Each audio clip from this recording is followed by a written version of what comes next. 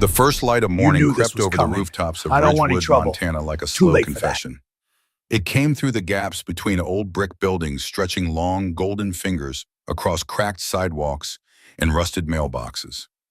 The air was sharp with the bite of early autumn, the kind of cold that reminded you winter was already sharpening its teeth somewhere just beyond the mountains.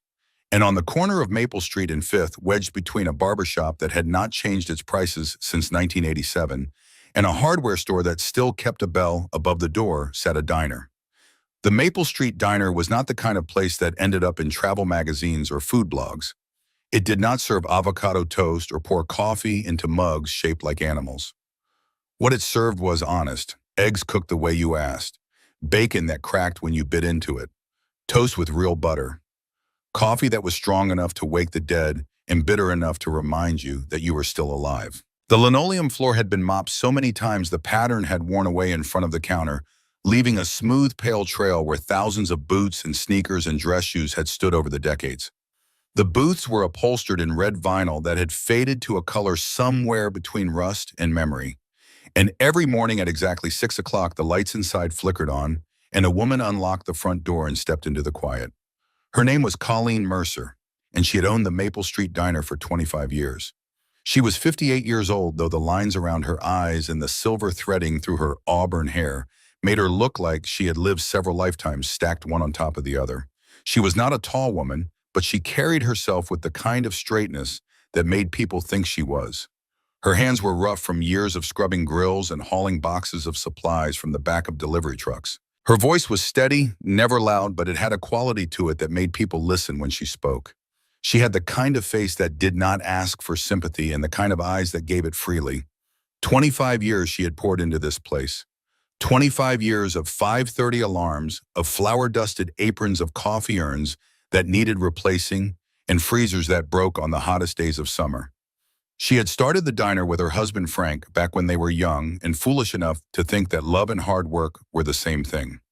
Frank had been a carpenter by trade, and he had built the counter himself, a long stretch of oak that he sanded by hand until it was smooth as riverstone. He had hung the shelves, installed the lighting, even welded the legs of the stools at the counter, because the ones they could afford kept wobbling. Frank had been gone for 6 years now. Heart attack. Quick and without warning, the way he had always said he wanted to go, though. Colleen was certain he had been joking at the time. She found him on the kitchen floor of their small house, 3 blocks from the diner, still wearing his boots and a cup of coffee half finished on the counter above him. The paramedics said he was likely gone before he hit the ground.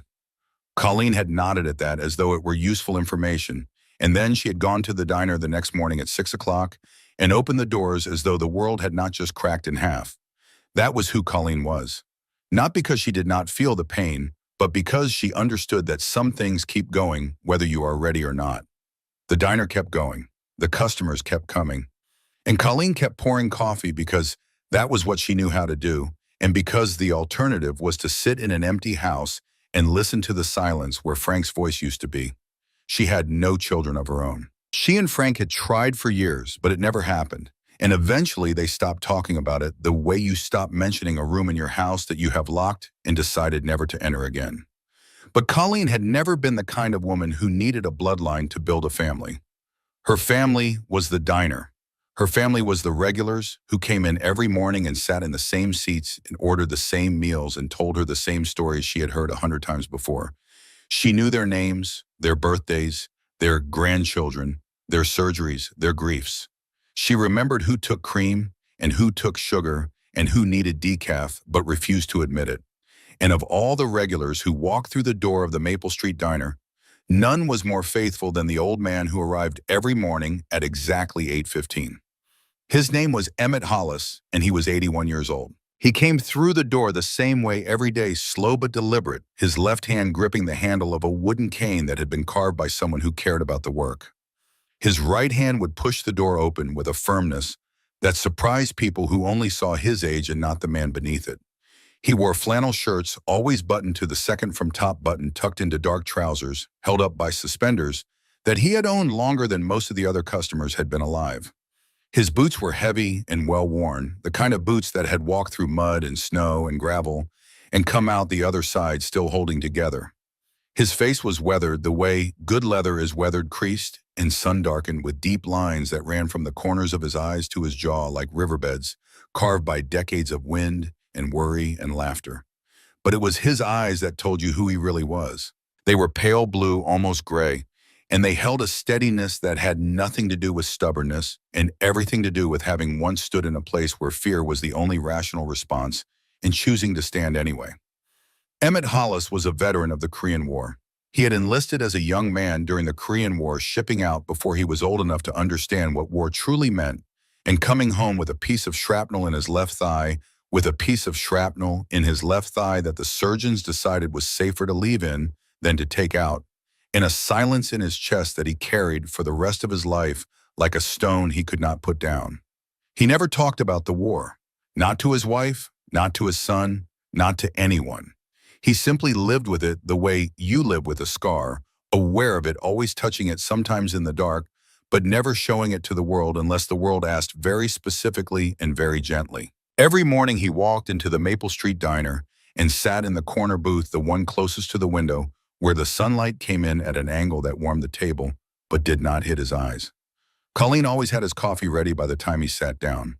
Black, no sugar, in the white ceramic mug with a small chip on the handle that he had claimed as his own years ago. She would set it down in front of him and say the same thing she always said. "Morning, Mr. Hollis." And he would nod and say the same thing he always said. "Morning, Colleen." That was their ritual. It was small and ordinary, but it was also sacred in the way that small, ordinary things become sacred when they are repeated enough times by people who mean them. To Colleen, Emmett was more than a customer. He was the closest thing she had to a father. Her own parents had passed years ago, and Frank's parents before that. Emmett had filled that space without either of them ever naming it. He was the man she called when the furnace broke, and she did not know which valve to turn. He was the man who sat at the counter on the anniversary of Frank's death and said nothing because he understood that sometimes the kindest thing you can do for a grieving person is simply to be present. And to Emmett, Colleen was something he could not quite put into words. She reminded him of someone, not in appearance but in spirit. She reminded him of his wife, Lorraine Hollis.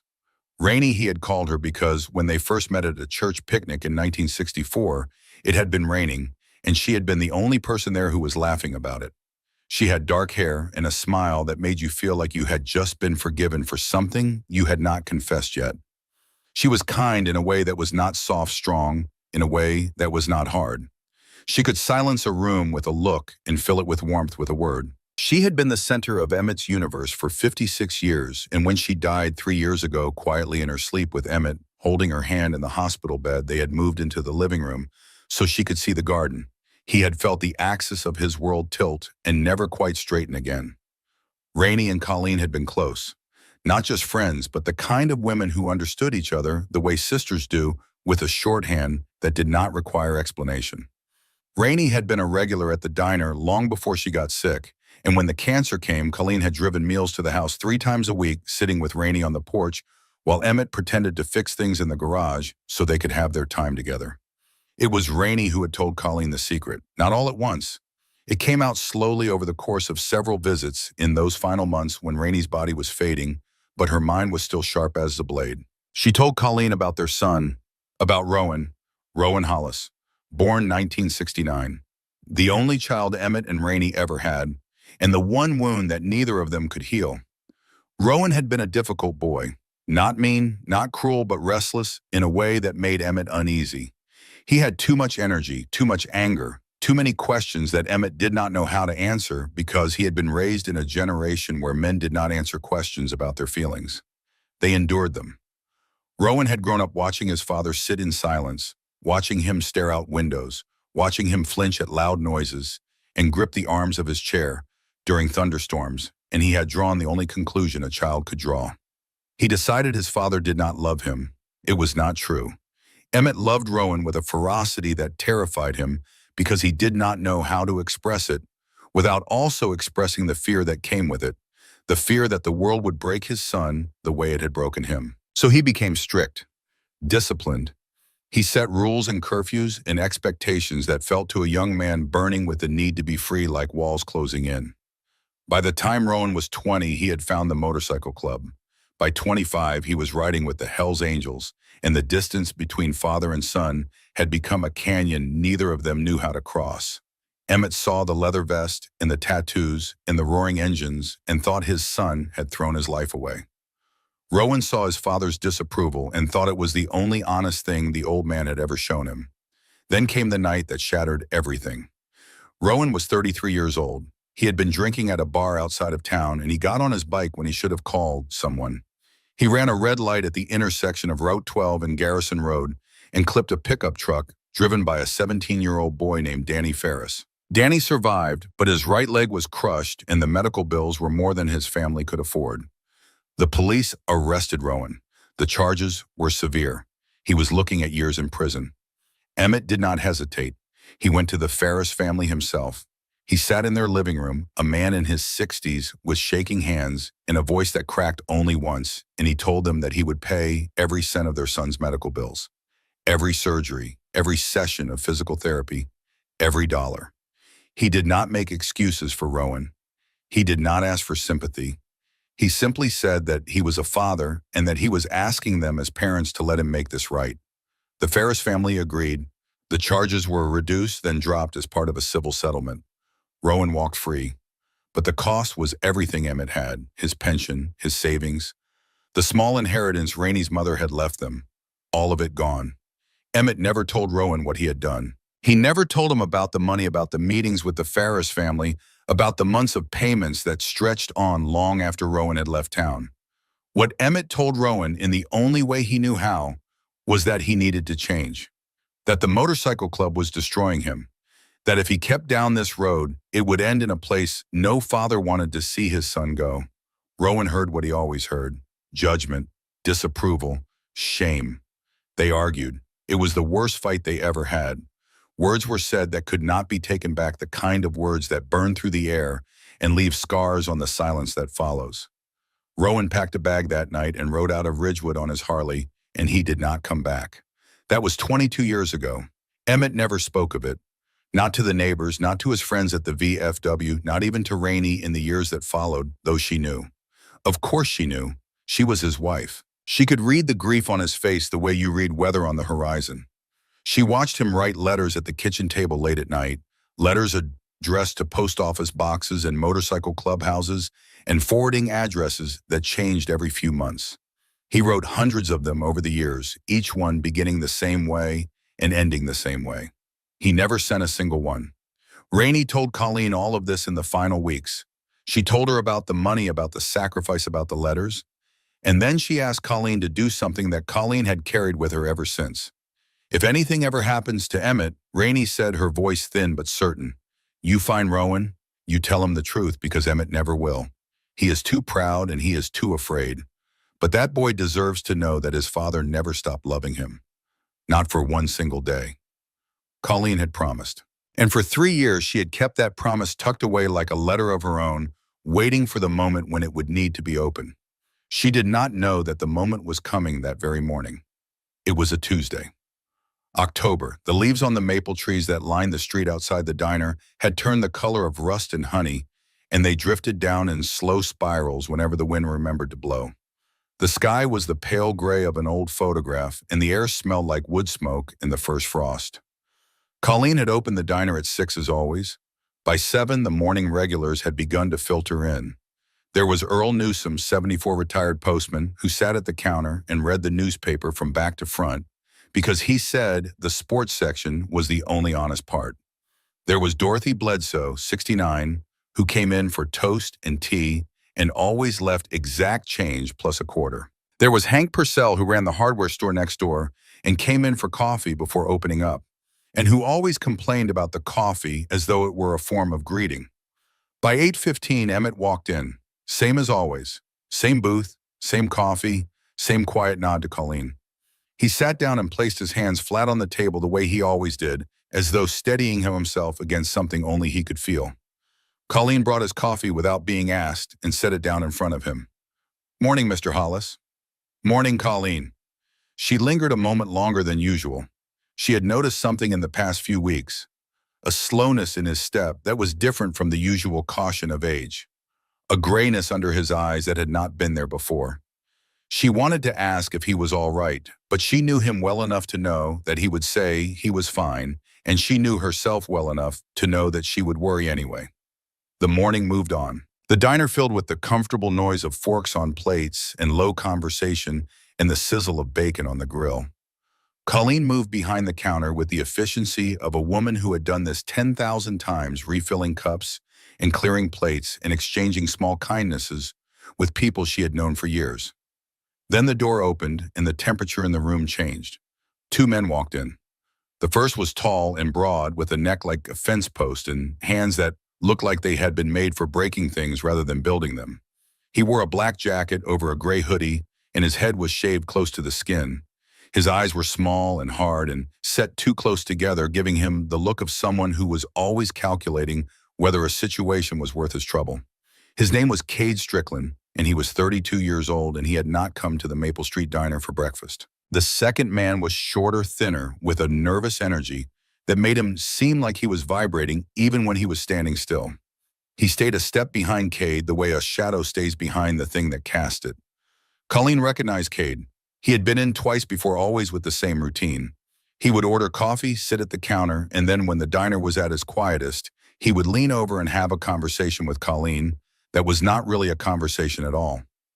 It was a proposition, a business arrangement, a monthly fee for what he called protection, which was the kind of word that meant the opposite of itself when spoken by a man like Cade Strickland. Colleen had refused both times, politely the first time, firmly the second. She had told him that the Maple Street Diner had been standing on this corner for 25 years without anyone's protection, and it would stand for 25 more. Cade had smiled both times. The kind of smile that a man gives when he has already decided what he is going to do and is simply waiting for the right moment to do it. This was the third time. He walked in and did not sit down. He stood near the counter, his presence filling the room, the way smoke fills a room slowly and then all at once. The shorter man stood by the door, blocking it, not with his body, but with the implication of his body. The regulars noticed. Earl put down his newspaper. Dorothy set her teacup in its saucer with exaggerated care. Hank stopped mid-sentence and looked at Colleen, and in his eyes she saw the question he did not ask. Cade placed both hands on the counter and leaned forward. His voice was low, but in the sudden silence of the diner, it carried like a stone thrown into still water. I'm going to keep this simple, Colleen. You owe me $1,500 a month. You've missed 3 months. That's $4,500 you're sitting on. I'm not here to negotiate. I'm here to collect. Colleen stood behind the counter and met his gaze. She did not step back. She did not look down. She held a coffee pot in her right hand, and her grip on the handle was the only thing that betrayed the adrenaline coursing through her body. I don't owe you anything, Cade. I've told you that before, and I'll tell you again. This is my place. I built it with my husband. No one collects from me. Cade tilted his head slightly, the way a dog does when it hears a sound it does not understand. Your husband's dead, Colleen. Who's going to back you up? These people. He gestured at the room with a sweep of his hand, taking in the elderly customers, the worn booths, the faded linoleum. Look around. This whole block is full of old folks running shops that should have closed 10 years ago. Times change, and people who don't change with them get left behind. He reached across the counter and swept a row of coffee mugs onto the floor. The crash was sharp and sudden, and Dorothy let out a small cry. Earl stood up from his stool, but Cade fixed him with a look that made the old postman sit back down. $4,500 by Friday, or I start making adjustments to the decor. The diner was silent. No one moved. No one spoke. The fear in the room was almost physical, a weight pressing down on every chest, a hand closing around every throat. These were not people who were built for confrontation. They were retirees and widows and small business owners who had spent their lives being decent and expected decency in return. They did not know what to do when decency was not part of the equation. And then a voice came from the corner booth. That's enough. It was not loud. It was not angry. It was simply certain, the way a nail is certain when it has been driven all the way into the wood. Every head in the diner turned toward the sound. Emmett Hollis was standing. He had pushed himself up from the booth with both hands on the table, his cane hooked over the edge of the seat. He stood at his full height, which was not what it once had been, but was still enough to matter. His shoulders, though stooped, were set, His jaw was firm, and his eyes, those pale blue-gray eyes that had once watched enemy soldiers cross a frozen river in Korea, were fixed on Cade Strickland with a clarity that cut through the room like a blade. "This woman told you no," Emmett said. "That means no. You don't come into someone's place of business and make threats. Not in this town, not in this diner, not while I'm sitting here." The room held its breath. Cade turned slowly. He looked at Emmett the way a wolf looks at something that is too old and too slow to be a threat, but has made the mistake of stepping into its path anyway. "Sit down, old man. This doesn't concern you." "Everything that happens in this diner concerns me," Emmett said. "I've been eating breakfast here since before you were born, and I've seen men like you before. I've seen them in places a lot worse than this, and I can tell you something about every single one of them." He took a step forward, just one, but it was enough. "They all think they're the toughest man in the room, right up until the moment they find out they're not." Something shifted in Cade's face.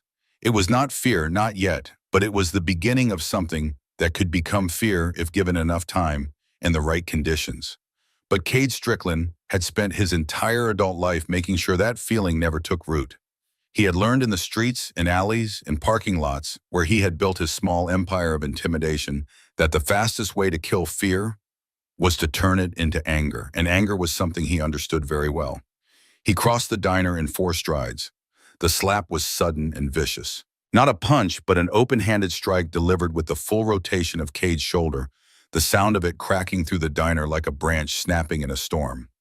It connected with the left side of Emmett's face, and the old man's head turned sharply, his body rocking backward. His cane clattered to the floor. His hand shot out and gripped the edge of the booth, and that grip was the only thing that kept him on his feet. The diner erupted in gasps. Dorothy covered her mouth with both hands. Earl half rose from his stool again, his face white. The cook, a quiet man named Gus, who had worked the grill for 12 years, appeared in the kitchen doorway with wide eyes and a spatula still in his hand. But Emmett did not fall. He stood there, one hand on the booth, the other rising slowly to his face. His cheek was already reddening, the print of Cade's hand emerging like a brand. His lip was split, and a thin line of blood traced down his chin. His eyes watered from the impact, but he did not cry out. He did not stumble. He stood and he breathed, and he kept his gaze fixed forward, not on Cade, but on some middle distance that only he could see, as though he were standing not in a diner in Montana, but somewhere else entirely. Somewhere cold and far away, where he had learned a long time ago that pain was not the thing that broke a man. Surrender was. Colleen saw it happen as though the world had slowed to half its speed. She saw Cade's arms swing. She saw Emmett's head snap sideways. She saw the blood on his lip and the shock on his face, and something inside her. Something that had been coiled tight for years, for decades, since Frank died and left her alone to hold up the walls of her life with nothing but her bare hands. That something came undone. She did not scream. She did not freeze. She came around the counter faster than anyone in the diner expected a woman her age to move, and she put herself directly between Emmett and Cade. Not beside Emmett, not behind him, between them. Her body was a wall. Her eyes were locked on Cade's, and in them there was something that Cade had not seen in a very long time. Absolute refusal. "You do not touch him." Her voice was low and even and carried the weight of a woman who had buried a husband, run a business alone, and survived every single thing the world had thrown at her without once asking for help she did not earn. "You do not touch anyone in my diner. You turn around, you walk out that door, and you do not come back." Cade stared at her. His hand was still open at his side, the palm still stinging from the contact. He was a full head taller than Colleen and outweighed her by at least 100 pounds, and yet something in the way she stood there, unflinching, unmoving, made him hesitate. It was not physical intimidation. It was something else, something he did not have a word for. The moment stretched. The diner was so quiet you could hear the coffee maker dripping behind the counter. Then Cade smiled. It was a slow, ugly smile, the kind that promises nothing good. "Friday, Colleen," he said, 4,500, and next time tell your guard dog to keep his mouth shut." He turned and walked out. His companion followed. The door swung shut behind them, and the bell above it jingled a cheerful sound that felt obscene in the context of what had just happened. The silence that followed was thick and suffocating. Then slowly sound returned. Dorothy began to cry softly. Earl sat down heavily and put his face in his hands. Gus retreated to the kitchen and turned the grill off because his hands were shaking too much to cook. Colleen turned to Emmett. He was still standing still, holding the booth, his face a mask of controlled pain. She reached for his arm and guided him gently back into the seat. She picked up his cane and leaned it against the table. She took a clean napkin from the dispenser and pressed it to his lip with a tenderness that made the old man close his eyes. "I'm all right," he said. "You're bleeding, Mr. Hollis." "I've bled before." She sat down across from him. Not because she needed to rest, but because she needed to be close to him, to let him know that he was not alone, that what he had done mattered, that his courage had not been wasted, even if it had cost him blood. They sat together in that booth for a long time. The other customers slowly gathered themselves. Some left unable to stay in the space where the violence had happened. Others stayed unsure of where else to go. Earl brought Colleen a glass of water without being asked and set it on the table without a word. And as Colleen sat there watching Emmett dab the blood from his lip with the patience of a man who had been wounded in far worse ways, something crystallized inside her. It was not a thought so much as a decision, and it arrived fully formed the way the most important decisions often do. She was not going to pay. She was not going to let Cade Strickland take her diner or hurt Emmett Hollis or terrorize the people on this street who had done nothing wrong except grow old in a town that was changing faster than they could keep up with. She was going to fight. In the hours after Cade left, Colleen locked the diner early for the first time in 25 years. She flipped the sign to close, turned off the lights in the dining room, and sat in the back office with the door shut. It was a small room, barely big enough for a desk and a filing cabinet, with a calendar on the wall that still showed last month's page and a photograph of Frank tacked to the corkboard above the desk. She stared at that photograph for a long time. Frank in his workshop, sawdust in his hair, grinning at the camera like a man who had never considered the possibility that the world might not be kind. What would you do, she thought.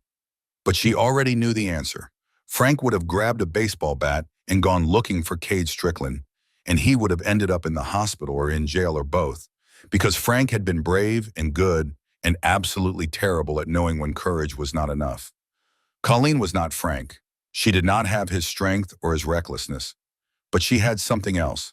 She had patience. She had attention to detail. And she had spent 25 years running a business in a small town, which meant she knew every person on this street, every story behind every shop, every grudge and every favor and every connection that held this community together like stitches in a quilt.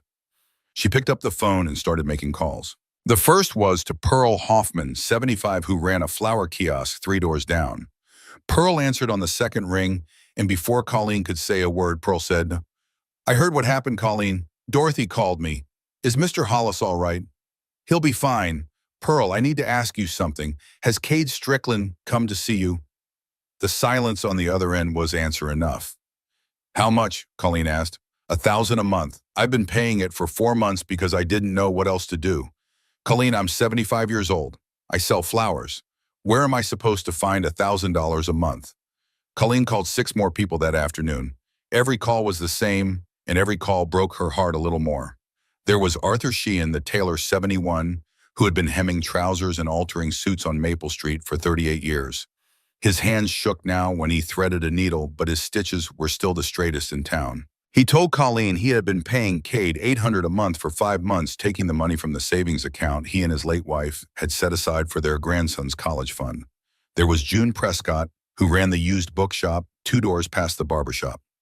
June was 68 and had opened the store after retiring from teaching because she could not imagine a life without books in it. She told Colleen she had been paying $700 a month and had already missed her car insurance payment twice. She was afraid to tell her daughter because her daughter would make her close the shop and move to Portland, and June would rather lose everything than leave the town where she had lived for 40 years. There was Vernon Burke, the watch repairman, 73, who worked out of a shop so small you could stand in the middle and touch both walls. Vernon had served in Vietnam and walked with a limp from a wound he never discussed. He had not paid Cade a single dollar. He had simply locked his door when Cade came and refused to open it. But last week, someone had thrown a brick through his front window at 3 in the morning, And Vernon had spent $200, he did not have to replace it, and he had not slept a full night since. And there was Martha Haddock, who ran the small bakery at the end of the block. Martha was 70 and had learned to bake from her grandmother, and the smell of her sourdough bread was one of the things that made Maple Street feel like a place where people still cared about doing things the right way. Martha had been paying $1,000 a month, and she told Colleen through tears that she had taken out a loan against her house to cover it, and if she missed another payment, the bank would start asking questions she could not answer. Each one had been given the same speech about protection, the same veiled threats, the same impossible demands. None of them had told anyone because Kate had made it clear what happened to people who talked. They had each suffered in silence alone, she believing they were the only ones. By the time Colleen hung up the last call, the picture was clear. This was not a random shakedown. This was systematic. Cade Strickland had identified the most vulnerable block in Ridgewood and was bleeding it dry one frightened old person at a time. Colleen sat at her desk and felt the anger settle into her bones like heat from a fire. It was not the hot, explosive anger that made people do stupid things. It was the slow, deep kind, the kind that burns for weeks and months and years if it has to, the kind that builds plans instead of breaking things. She went to see Emmett that evening.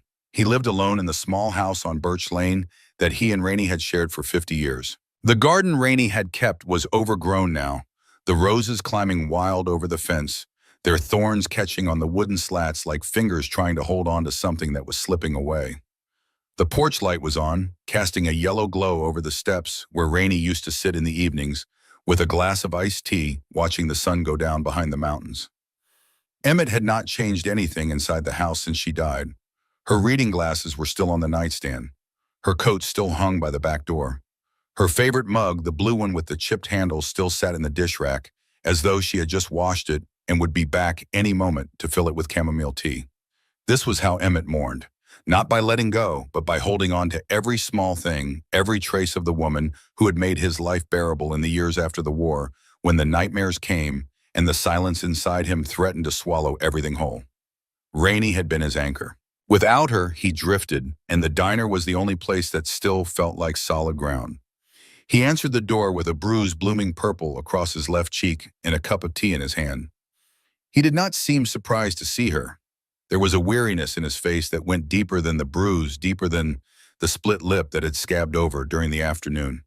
It was the weariness of a man who had spent a lifetime standing up when the world told him to sit down and who was beginning to wonder how many more times he could do it.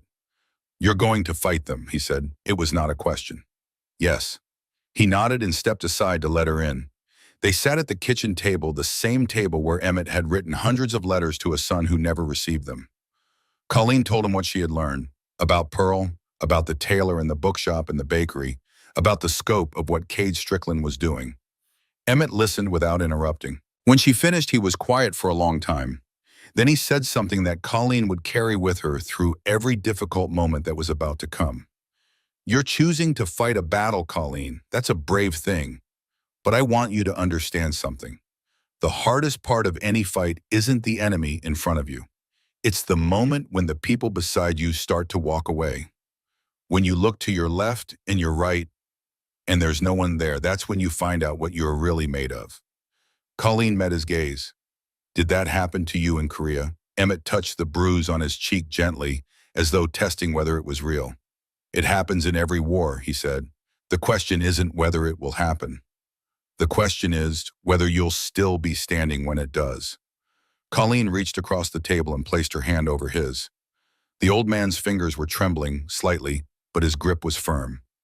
"I'm not going anywhere, Mr. Hollis." "I know you're not. That's why I'm worried." She left his house at 9 o'clock that night and walked back to the diner under a sky full of stars. The town was quiet. The street lights cast pools of amber on the sidewalks, and somewhere in the distance, a dog barked twice and then went silent. As she walked, Colleen thought about Rainey, about the promise she had made, about Rowan Hollis out there somewhere in the world riding with the Hells Angels, not knowing that his father had given up everything for him and never stopped writing letters that he never had the courage to send. She thought about calling Rowan. Not yet. Not for this. This was her fight, and she would not call in cavalry she did not need. But the thought was there lodged in the back of her mind like a splinter. When she reached the diner, she stopped on the sidewalk and looked at it. The dark windows, the faded sign, the counter Frank had built with his own hands. 25 years of her life were in that building. 25 years of early mornings and late nights and meals served with care to people who needed more than food. They needed to be seen. They needed to be known. They needed someone to remember their name and ask how they were doing and mean it when they asked. That was what Cade Strickland was trying to take. Not just money, not just property. He was trying to take the thing that kept these people whole. Colleen unlocked the door and stepped inside. The diner was dark and silent.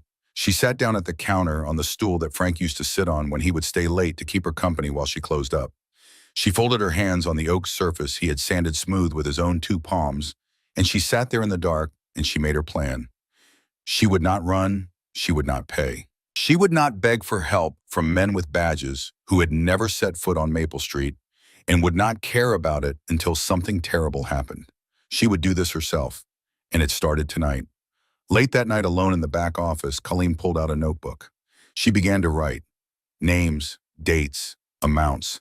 Everything Pearl had told her, everything the others had shared. She created a ledger of Cade Strickland's crimes written in her neat, careful handwriting, the same handwriting she used for the diner's daily specials board.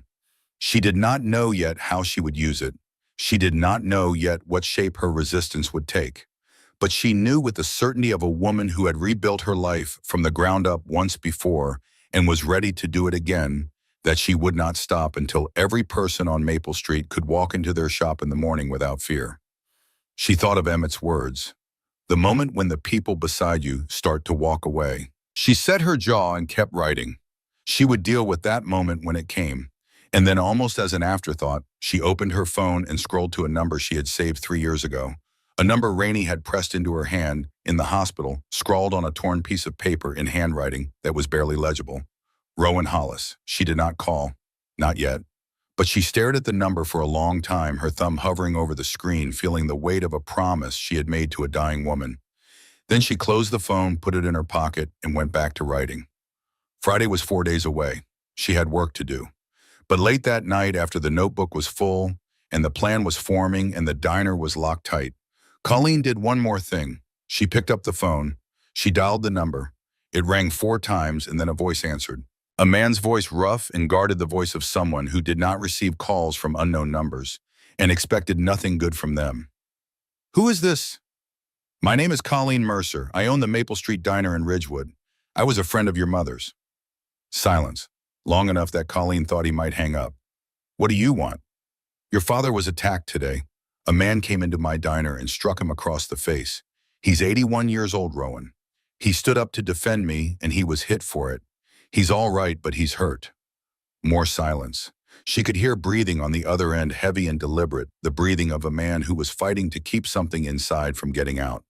"I'm not calling to ask you to come back," Colleen said.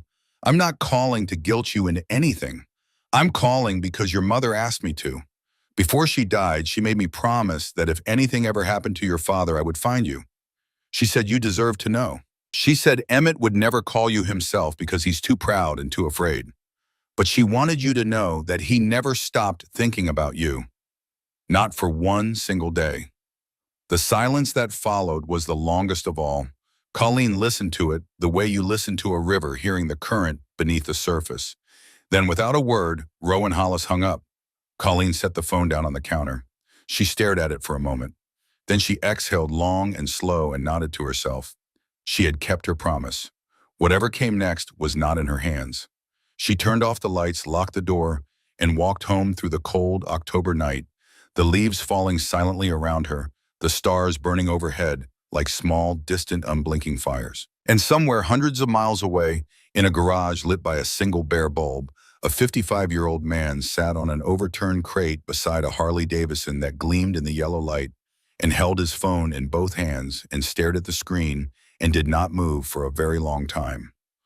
On the wall behind him hung an old photograph, creased and faded at the edges, of a young man in a military uniform, standing in front of a house with a garden full of roses. The young man was not smiling, but his eyes held something that might have been hope, or might have been love, or might have been the thing that exists in the space between the two. Rowan set the phone down. He pressed his palms against his eyes. And for the first time in 22 years, he let himself remember what it felt like to have a father. The garage was cold and the bulb above him flickered, once casting shadows that moved across the concrete floor like ghosts. Outside, the wind picked up, carrying with it the sound of distant traffic and the low hum of a world that kept moving, whether you were ready for it or not.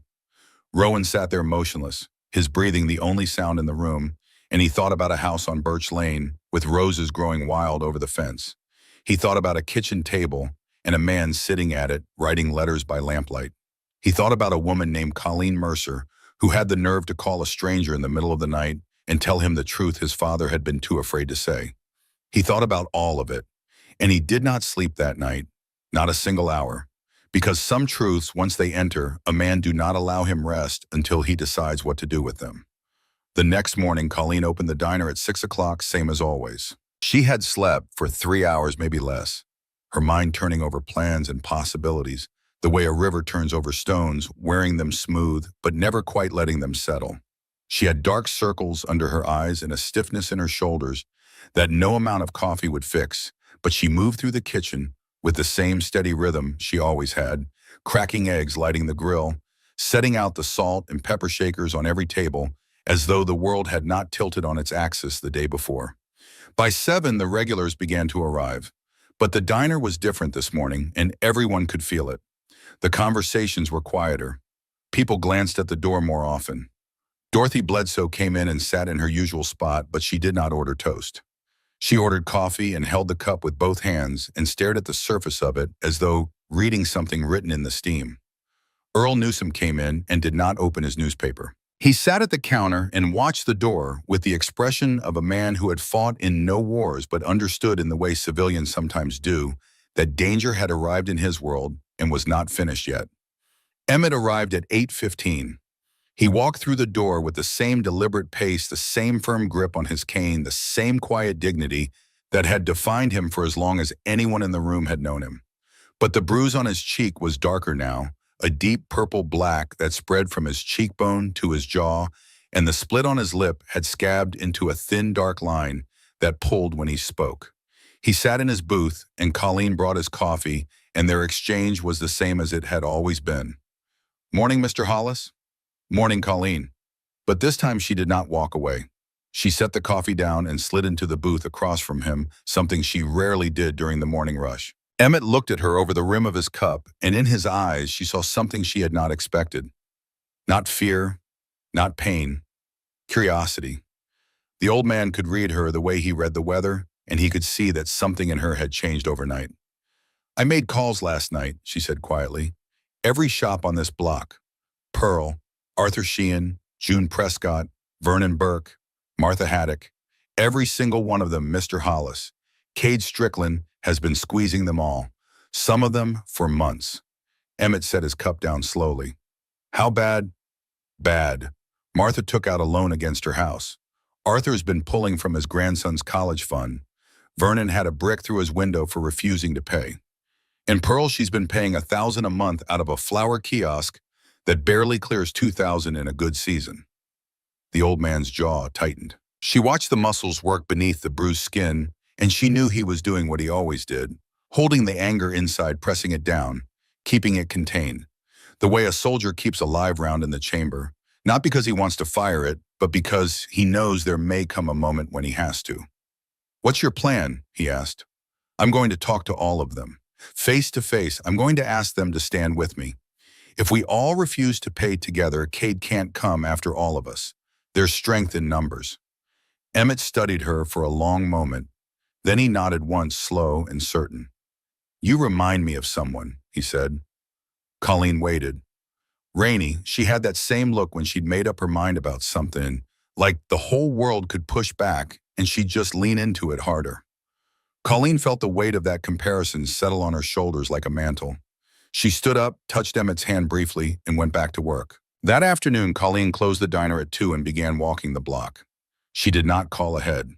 She showed up at each door the way a neighbor should, the way people used to, before the world decided that phone calls and text messages were an acceptable substitute for standing in front of someone and looking them in the eye. Pearl Hoffman was her first stop.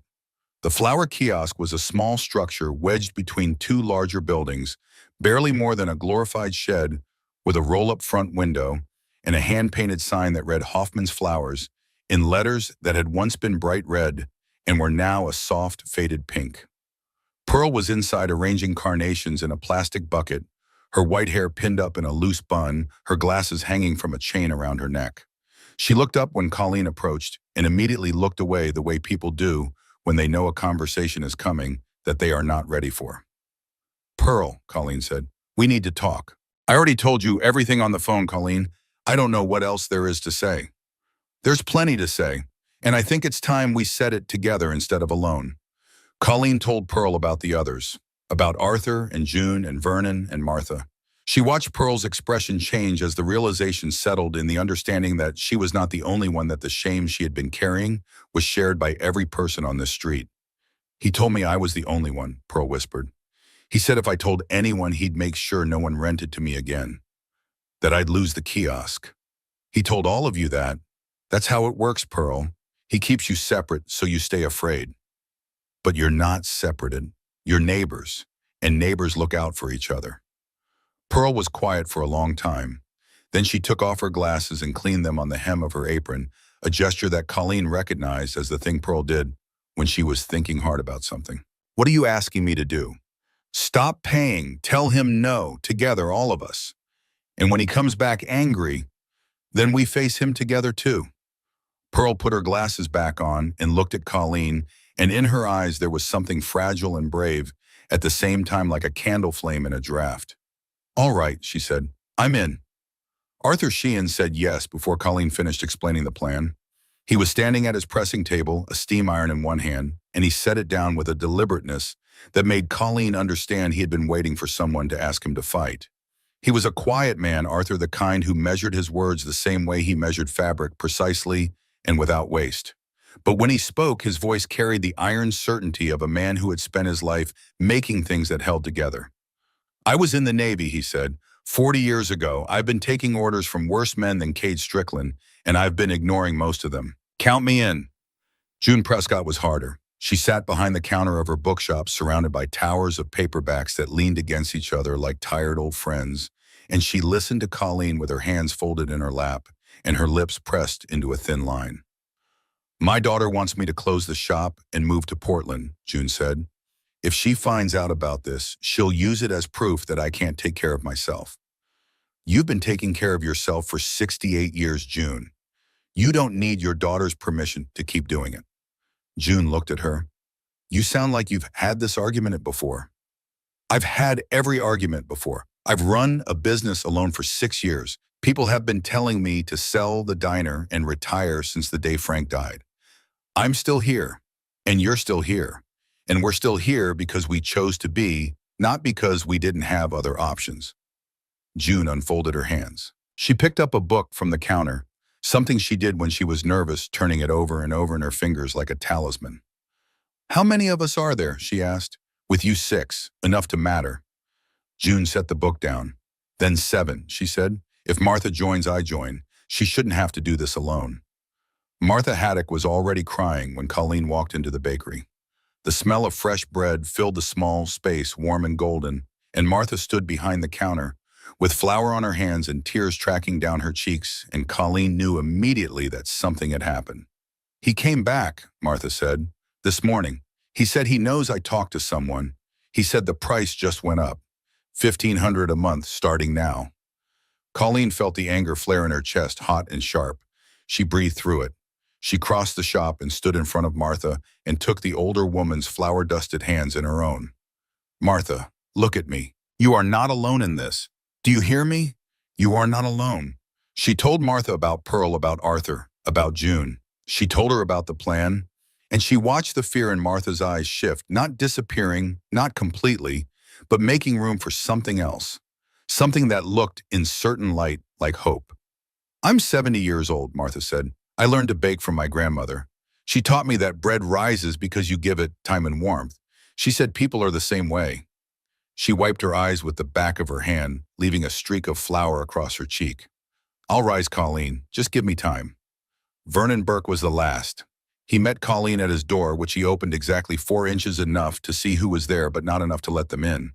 He was a lean man with a face like weathered rope, all knots and hard lines, and his eyes had the flat, watchful quality of someone who had seen things that other people only read about in books. "I already know why you're here," he said through the gap.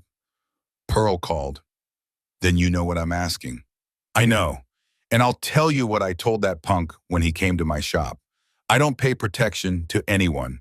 I didn't pay it in Saigon, and I'm not paying it in Montana." "That's not what I'm asking, Vernon. I'm asking if you'll stand with us, together. Not just holding your own door shut, but standing with the rest of us when we hold ours open." Vernon was quiet. Then the door opened another 4 inches. "You've got nerve, Colleen. I'll give you that." "I've got neighbors. That's better than nerve." He almost smiled, almost. "Tuesday night, your diner. I'll be there." By the end of that day, Colleen had 7 commitments. 7 people. 7 small business owners, all over 60, all of them scared, all of them angry, all of them ready to stand together for the first time since Cade Strickland had walked onto Maple Street and decided that old people were easy targets. That Tuesday night, they gathered in the Maple Street diner after hours. Colleen had pushed 4 tables together in the center of the dining room and set out coffee and pie because she understood that people think more clearly when they are fed and that courage comes easier when there is pie involved. She had baked the pie herself that afternoon, apple using the recipe Frank's mother had left her, the one written on a card so old the ink had faded to the color of tea. It was a small thing, the pie, but Colleen believed in small things. She believed that kindness lived in details, and that the difference between a meeting and a gathering was whether someone had bothered to set the table. Emmett sat at the head of the table not because anyone asked him to, but because no one questioned it. He was the oldest among them, the most tested, and his presence gave the room a gravity that kept the conversation from spinning into panic. The bruise on his face was turning yellow at the edges, now healing in the slow way that old bodies heal, taking their time. Not because they are weak, but because they have learned that rushing leads to mistakes. Pearl sat to his right, her hands wrapped around a coffee cup, her white hair catching the light from the overhead lamp. Arthur sat across from her, his back straight, his expression the same one he wore when measuring a difficult cut of fabric, focused and precise. Vernon had taken the seat nearest the door, which Colleen suspected was not accidental. June sat between Pearl and Martha, the 3 women forming a small cluster of solidarity that reminded Colleen of the way birds perch together on a wire close enough to feel each other's warmth. Colleen laid out what she knew, the amounts, the threats, the pattern. She explained that Cade Strickland was running a systematic operation targeting vulnerable business owners, and that his power depended entirely on keeping them isolated and afraid. "If one of us says no, he punishes that one person," she said. "But if all of us say no at the same time, he has a problem. He can't burn down every shop on the block. He can't threaten all of us at once. His whole game only works if we're scared and separated. So we stop being scared and we stop being separated." The room was quiet. Pearl gripped her coffee cup. Arthur sat with his arms crossed, his expression unreadable. June turned a sugar packet over and over between her fingers. Vernon leaned back in his chair and stared at the ceiling. Martha dabbed at her eyes with a napkin. Then Emmett spoke. His voice was quiet, but it carried the way a church bell carries across a valley, not because it is loud, but because it speaks into a silence that is waiting to be filled. "I was 17 years old when they shipped me to Korea," he said. "I didn't know what I was walking into. None of us did. But I learned something over there that I've carried every day since. The enemy doesn't need to beat you. He just needs you to believe he already has." He looked around the table, meeting each pair of eyes in turn. "Don't let this man convince you that you've already lost. You haven't. You're sitting here. That means you're still in the fight." The meeting lasted 2 hours. By the end of it, they had a plan. Starting that week, every business on the block would refuse to pay. They would document everything, every visit from Cade, every threat, every act of intimidation. Colleen would coordinate. She would keep the records. And if Cade escalated, they would go to the authorities together, not as one frightened voice, but as a chorus. They shook hands as they left, and there was something in those handshakes that had not been there before. A firmness, a belonging, the sense that they were no longer 7 separate people carrying 7 separate burdens, but something larger, something that had edges and weight and the stubborn refusal to break. Colleen stood at the door and watched them go one by one into the dark October night. Emmett was the last to leave. He paused at the threshold and turned to her. You did a good thing tonight, Colleen. We'll see if it holds. It'll hold, because you'll hold it. He touched the brim of an imaginary hat, a gesture from a time when men still did such things, and walked out into the cold. 3 days passed, then Cade Strickland came back. He did not come to the diner first. He came to Pearl's flower kiosk at 7 in the morning before the block was awake, and he did what men like him always do when they feel their control slipping. He made an example. Colleen heard about it from Hank Purcell, the hardware store owner, who had been opening his shop when he saw the smoke. By the time she ran the 3 blocks to Pearl's kiosk, the fire department was already there, and Pearl was standing on the sidewalk in her bathrobe and slippers watching 20 years of her life burn. The kiosk was destroyed. Not completely, the frame still stood, blackened and skeletal, against the morning sky, but the flowers were gone, every last one of them. The carnations Pearl arranged every morning with the patience of a woman who believed that beauty was a form of resistance. The roses she kept in the refrigerated case for weddings and funerals, and the quiet anniversaries that people celebrated not because they had to, but because they wanted to remember what love looked like. The hand-painted sign that had hung above the kiosk since the day Pearl opened it, the sign her late husband had painted for her as a surprise on their 30th anniversary, the letters careful and slightly uneven because he was a plumber and not an artist, but he had wanted to give her something made by his own hands. All of it was gone, reduced to ash, and the acrid smell of burned wood and scorched petals that hung in the air like a funeral. Pearl did not cry. She stood there with her arms crossed over her chest and her jaw set and her eyes dry, and she watched the firefighters spray water onto the smoldering remains with the expression of a woman who had just been given a reason to be angry that was bigger than her fear. He did this, Pearl said. It was not a question. Colleen put her arm around Pearl's shoulders and held her. Yes, because I stopped paying. Because we all stopped paying. He's trying to scare us into going back. Pearl turned and looked at Colleen, and in her eyes there was something that Colleen recognized because she had felt it herself, that cold, slow, deep anger that does not explode but endures. It didn't work, Pearl said. But it did work on some of them. By that afternoon, 2 of the 7 had broken. June Prescott called Colleen in tears, saying she had found a dead rat nailed to the door of her bookshop with a note that read, "Pay up, she was done." She could not do this. Her daughter was right. She should sell the shop and move to Portland and forget Maple Street ever existed. And Martha Haddock did not call at all. She simply closed the bakery. The lights went off at noon, the door was locked, and when Colleen knocked that evening, no one answered. Through the window she could see the baking racks bare and cold, and the counter where Martha had rolled dough every morning for 30 years, empty and dark. 5 became 3. Colleen, Emmett, Pearl, Arthur, and Vernon. 2 gone in a single day. The coalition she had built with handshakes and pee in the belief that people would stand firm when it mattered had cracked, and Colleen could feel the fractures spreading like ice on a pond in spring, invisible from the surface, but weakening everything beneath. She did not blame June. She did not blame Martha. She understood in the way that only someone who has carried fear in her own body can understand that there is a difference between cowardice and self-preservation, and that the line between them is drawn by circumstances that no one else has the right to judge. June had a daughter who loved her and a life in Portland that was waiting for her, and choosing safety was not the same as choosing surrender. Martha had a house with a mortgage and a bakery that was her grandmother's legacy, and sometimes the bravest thing a person can do is admit that the cost of fighting has exceeded what they can afford to pay. But understanding did not make it hurt less.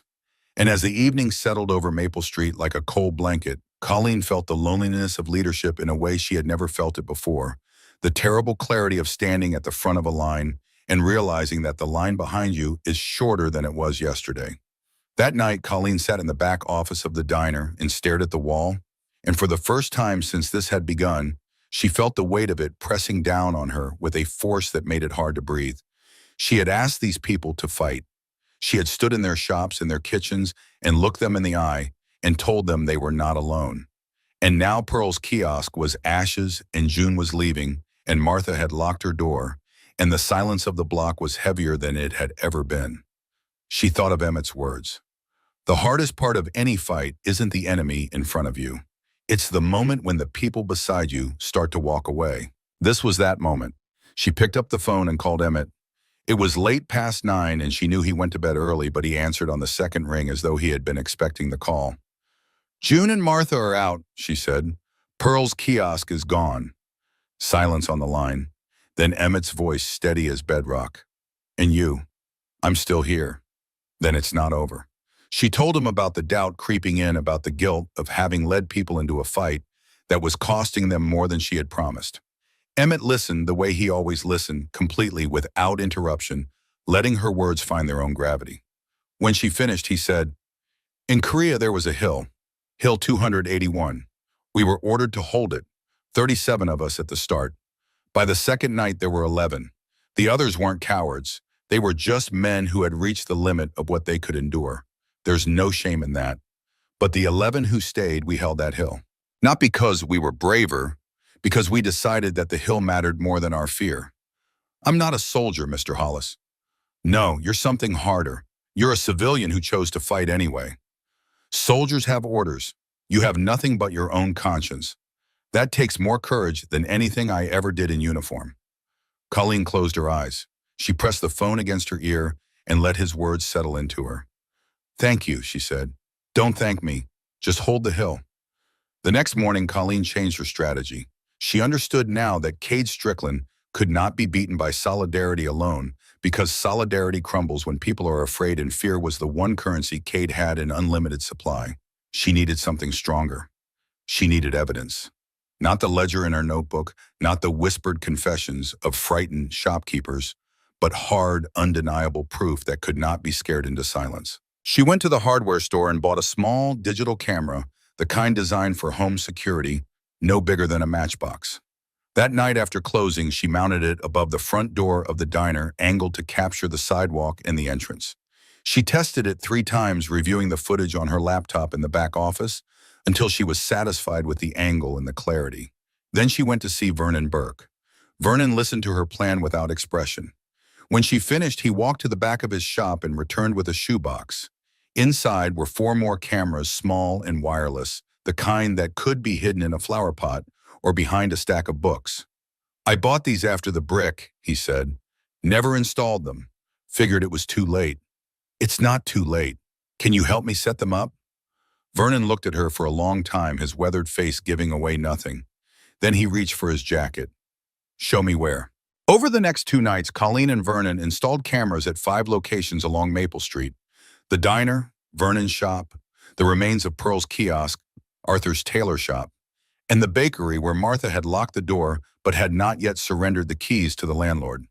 They worked after midnight, moving through the block in the darkness, Vernon's military training making him nearly invisible as he positioned cameras in places where no one would think to look. Colleen also began keeping a detailed log. Every time Cade or his men appeared on the block, she wrote down the date, the time, the location, and exactly what was said or done. She asked Arthur and Pearl and Vernon to do the same. She bought a fireproof lockbox from the hardware store and kept copies of everything inside it stored in the basement of the diner beneath a shelf of canned tomatoes. And then she took one more step. One that Emmett had made possible. Emmett had served in Korea with a man named Douglas Whitmore. Doug had come home from the war and put himself through law school on the GI Bill, and he had spent 30 years as a prosecutor before retiring to a small ranch outside of Billings. He was 79 years old, sharp as a tack, and bored out of his mind. When Emmett called him and explained the situation, Doug Whitmore drove to Ridgewood the next day. He sat in the diner's back office with Colleen for 3 hours, reviewing the notebook, the camera footage, the log entries. When he was finished, he leaned back in his chair and removed his reading glasses and pinched the bridge of his nose. You've got enough here to interest the state attorney general's office, he said. This isn't a small-time shakedown.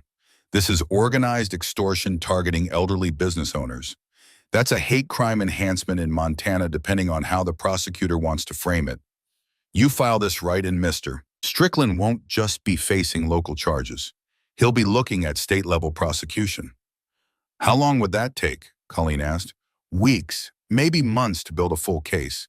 But the filing alone would put pressure on him. And if you've got multiple victims willing to make statements, that's a pattern. Patterns are what prosecutors love. Colleen nodded. She did not have months. She had days. Cade's new deadline was approaching, and she knew he would escalate again. But the cameras were running, the evidence was building, and for the first time since this began, she had something that Cade Strickland did not know about. She had a paper trail, and paper trails do not burn as easily as flower kiosks. That evening, after Doug Whitmore left, Colleen sat alone in the diner. The sun had set, and the streetlights outside cast long, amber shadows through the windows. She was tired in a way that sleep would not fix, the kind of tired that lives in the muscles and the bones and the spaces behind the eyes where worry takes root. She thought about what she had built over the past week. A coalition that had already lost 2 members. A network of cameras that might or might not capture anything useful. A legal strategy that would take longer than she had. And a ledger of crimes committed against people who had done nothing wrong except be old and trusting in a world that punished both. Was it enough? She did not know. But she knew it was more than nothing, and more than nothing was the difference between surrender and survival. Then her phone rang. It was not a number she recognized. She answered it with the caution of a woman who had learned to be careful about who she spoke to after dark. Colleen Mercer. The voice was low and gruff, the kind of voice shaped by years of shouting over engine noise and wind. This is she. My name is Briggs. Well, that's what they call me. I got your number from a mutual friend. I ride with the Ridgemont chapter of the Hells Angels. I'm calling about Rowan Hollis. Colleen's hand tightened on the phone. What about him? He hasn't been right since you called. He won't talk about it, but he hasn't slept, and he's been staring at that photograph on his wall like he's trying to burn a hole through it. The one of his old man in the uniform. I've seen Rowan face down things that would make most men run. I've seen him ride through storms and stand in rooms where the air itself was dangerous. But I have never, not once in 20 years, seen him look the way he looks right now. How does he look? Like a man standing at the edge of something. Like he knows he has to jump but can't remember how. Colleen closed her eyes. She could see it. She could see a man she had never met sitting in a garage somewhere holding a phone that he had hung up on, wishing he hadn't. She could see his hands calloused and scarred from years of gripping handlebars and doing whatever it was that men in motorcycle clubs did when the world was not watching. She could see the photograph on the wall, the young soldier with hope in his eyes, and she could imagine what it must be like to look at that photograph every day and try to reconcile the man in the picture with the silence on the other end of a phone line that had been dead for 22 years. I didn't call to ask him to come back, Colleen said. I called because his mother asked me to. I know, but here's the thing. Rowan is the toughest man I know. He's led this chapter through things I can't even talk about on the phone. But ever since your call, he's been carrying something he can't ride away from. And I've known him long enough to know what that looks like. What does it look like? It looks like a man who needs to go home. Colleen was quiet for a moment. Then she said, his father is in trouble. The whole block is in trouble, but I'm handling it. I didn't call Rowan for help. Maybe not, but maybe he needs to help anyway. Not for you, for himself. The call ended. Colleen sat in the dark diner and held the phone against her chest and breathed. She had not asked for cavalry. She had not wanted it. This was her fight, and she would see it through on her own terms. But Rainey's promise was alive in the world, now moving through phone lines and across highways, and Colleen could not control where it went. The next 2 days passed in a state of tense waiting. Colleen opened the diner every morning. Emmett came at 8:15. The cameras recorded. The log grew. Doug Whitmore filed preliminary documents with the state attorney general's office and told Colleen it would be at least 2 weeks before anything moved through the system. 2 weeks was too long. Colleen knew it in her gut, the way she knew when a storm was coming before the clouds appeared. Cade would not wait 2 weeks.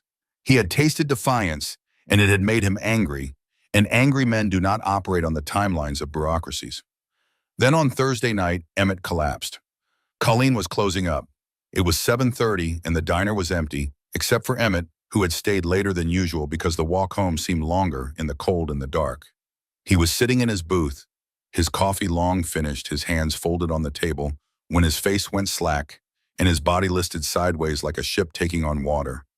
One hand gripped the edge of the table, the other pressed against his chest, and then he slid out of the booth and onto the floor, and the sound his body made when it hit the linoleum was the worst sound Colleen had ever heard. She was beside him in seconds. She dropped to her knees and cradled his head in her hands, and his face was gray, the color of old newspaper, and his breathing was shallow and rapid and frightening. "Mr. Hollis, Emmett, stay with me. Do you hear me? Stay with me." His eyes opened unfocused, searching.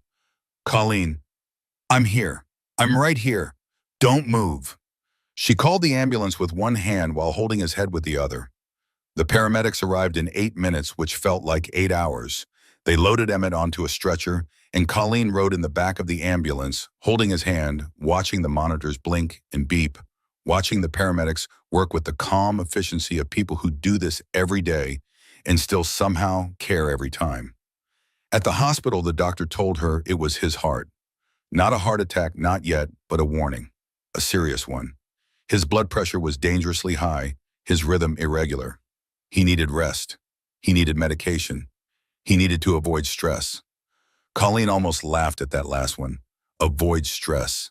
The man had been slapped across the face by a thug, had watched his neighbors terrorized, had spent 22 years carrying the weight of a son who thought his father didn't love him.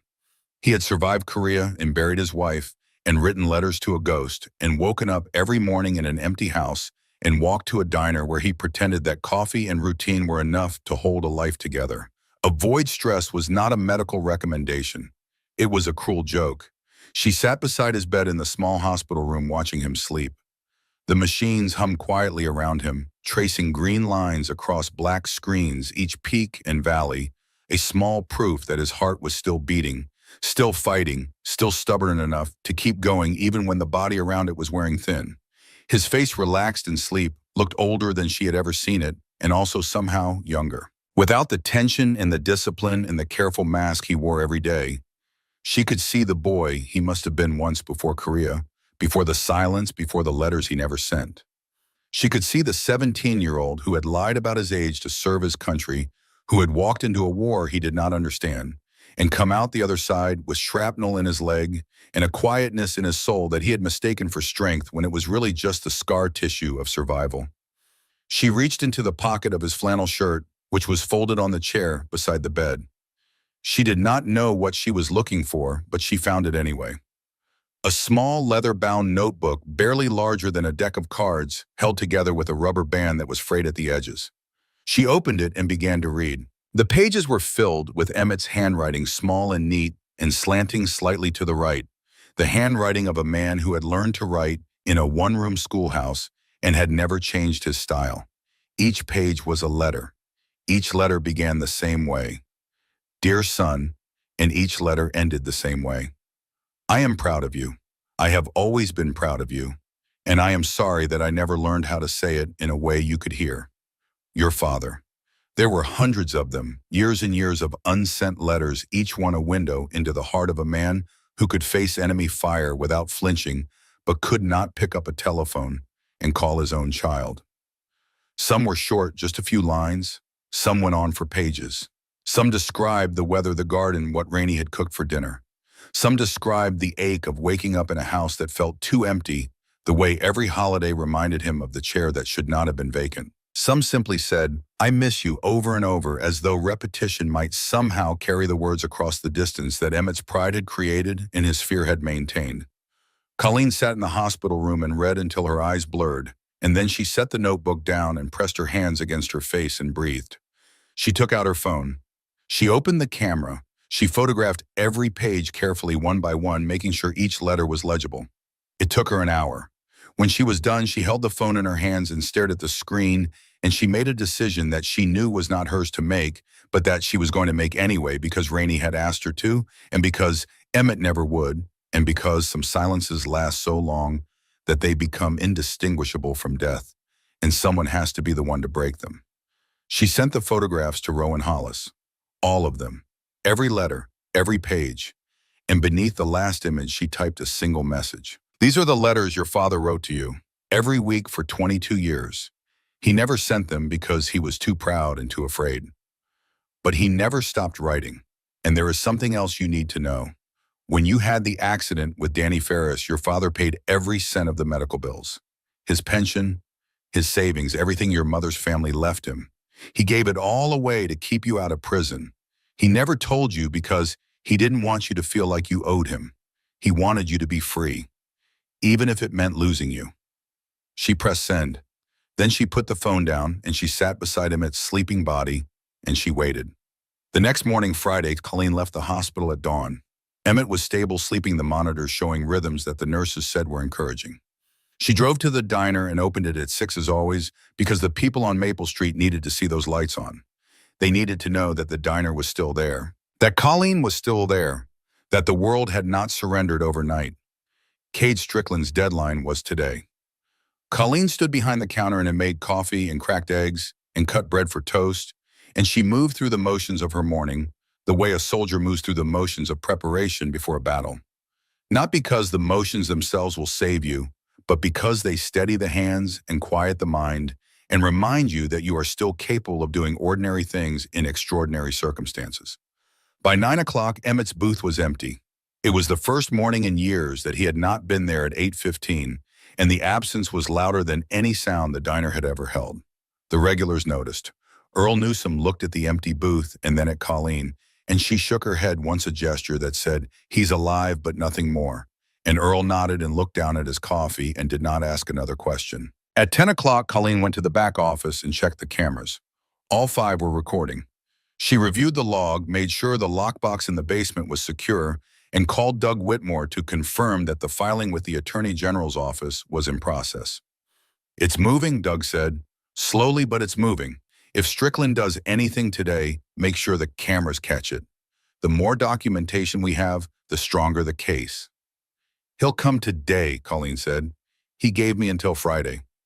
"Then be ready. And Colleen, if it gets dangerous, you walk away. Evidence isn't worth your safety." "I built this diner with my husband's hands. I'm not walking away from it." She hung up and sat in the back office for a moment alone with the photograph of Frank and the hum of the refrigerator and the faint sounds of the diner beyond the door. She thought about Emmett in the hospital. She thought about Pearl and Arthur and Vernon, who had called that morning to say they were standing firm. She thought about June and Martha, who had walked away, and she did not blame them. She thought about Rowan Hollis somewhere out there reading letters from a father who loved him in the only language he knew. And she thought about Rainey. About that afternoon on the porch when the light was fading and Rainey's voice was thin but steady, and she had taken Colleen's hand and said, "Promise me." "I kept my promise, Rainey," Colleen whispered to the empty room. "Whatever happens now, I kept it." Then she stood up, straightened her apron, and walked back out to the counter. 48 hours. The cameras were rolling. The evidence was building. And somewhere on a highway cutting through the high plains of Montana, a convoy of 15 Harley-Davidsons was riding east toward Ridgewood, led by a man with gray in his beard and his father's letters burning in his phone, and a debt of 22 years that he was finally ready to pay. Colleen did not know they were coming. She stood behind her counter in her diner on her street, and she prepared to face whatever walked through that door next, alone if she had to, the way she always had. Friday came the way all reckonings come, quietly at first, then all at once. Colleen woke at 4:30 in the morning, an hour before her alarm, her body pulling her out of sleep the way it had on the morning Frank died, as though some part of her knew that today would demand everything she had and wanted to give her a head start. She lay in the dark for a few minutes, staring at the ceiling of the bedroom she had shared with Frank for 19 years, the ceiling he had replastered himself one summer weekend because the old plaster was cracking, and he did not want her waking up to the sight of something falling apart. That was Frank, always fixing things before they broke completely, always believing that the right amount of effort could hold anything together. She got up, she showered, she dressed in her usual clothes, a gray cotton shirt, dark jeans, her work boots, and the apron that she tied around her waist like armor. She drank a glass of water, standing at the kitchen sink, looking out the window at the street below, where the streetlights were still burning against the pre-dawn dark, and the leaves from the maples lay in wet piles along the curb like discarded pages from a book no one had finished reading. Then she drove to the diner. The drive was short, 3 blocks, but she drove it anyway because she had loaded the trunk of her car with copies of the evidence. The lockbox from the basement, the backup hard drive with the camera footage, the notebook with her handwritten log, and a sealed envelope addressed to Douglas Whitmore containing a letter that explained everything, every name, every date, every dollar in case something happened today that prevented her from explaining it herself. She was not being dramatic. She was being careful. There is a difference, and Colleen had learned it from Emmett, who had once told her that the men who survived Korea were not the bravest or the strongest, They were the ones who planned for the worst and then refused to let it happen. She arrived at the diner at 5:30. The block was dark and empty. She unlocked the front door, turned on the lights, and stood in the dining room for a moment looking at the space, the way you look at something you love when you are not sure you will see it again. The counter Frank had built, the booths with their faded red vinyl, the coffee maker that gurgled and hissed like a living thing, the photographs on the wall behind the register Frank and Colleen on the day they opened, both of them grinning like fools standing in front of a building that was theirs and would be theirs for as long as they had the strength to hold it. She started the coffee, she fired up the grill, she set out the salt and pepper shakers. And then she did something she had not done in years. She sat down at the counter on Frank's stool, and she closed her eyes and she allowed herself 1 minute of stillness before the day began. 1 minute to breathe. 1 minute to remember why she was doing this. 1 minute to feel the presence of everyone who had ever loved her, Frank Rainey, Emmett, even the neighbors who had walked away, because walking away did not mean they had stopped caring. It only meant they had reached the edge of what they could carry. The minute passed. Colleen opened her eyes. She stood up, and she went to work. By 7 o'clock, the diner was open and the first customers were trickling in. Earl Newsom took his usual seat at the counter. Hank Purcell came in from the hardware store stamping his boots against the cold. Dorothy Bledsoe arrived with her coat buttoned to the chin and ordered tea with the gravity of a woman who had decided that normalcy was a form of protest. Emmett's booth was empty. Colleen had called the hospital at 6. The nurse told her Emmett had slept through the night, that his vitals were stable, that he was awake, and asking for coffee, which they were not going to give him, and asking to leave, which they were not going to allow. The nurse said he was stubborn. Colleen said she knew. At 8:15, she looked at the empty booth and felt a hollow ache in her chest, the specific pain of seeing a space where someone should be and knowing they are not there because the world has been unkind to them. She poured a cup of black coffee anyway, walked it to the corner booth, and set it down on the table where Emmett always sat. She did not know why she did it. It was not rational. But it felt necessary, a way of saying that his place was held, that his absence was noticed, that the rituals they had built together over years of mornings were not so easily erased. The morning passed, 9 o'clock, 9:30, 10. The diner hummed with its usual sounds, the clink of silverware, the murmur of conversation, the sizzle of the grill. But beneath the surface, the air was tight. Colleen could feel it the way you feel the pressure change before a thunderstorm, a heaviness that has no visible source but presses against the skin and makes the hair on your arms stand up. At 10:15, the door opened. Cade Strickland walked in.